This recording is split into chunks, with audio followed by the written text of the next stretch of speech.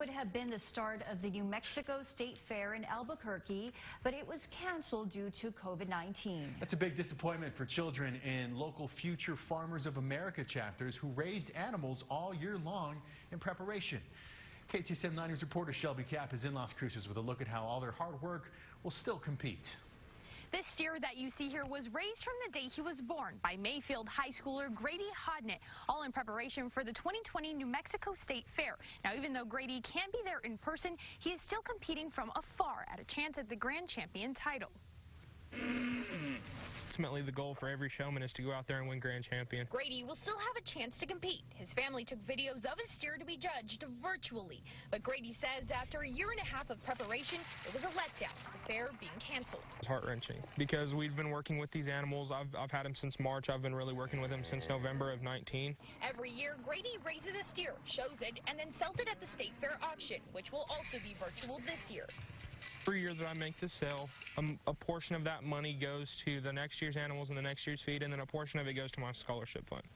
So without me being able to sell my animals this year, I'm going to be honest, it's going to be tough next year.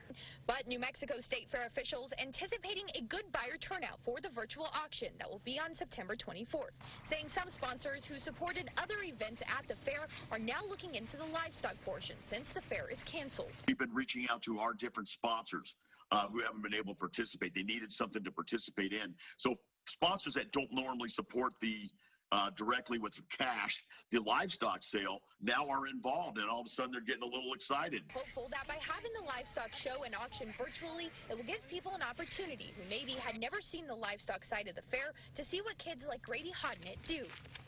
Understanding now what 4-H and FFA mean to over here, not only in New Mexico, but to the country, and how important agriculture and livestock is to our everyday life.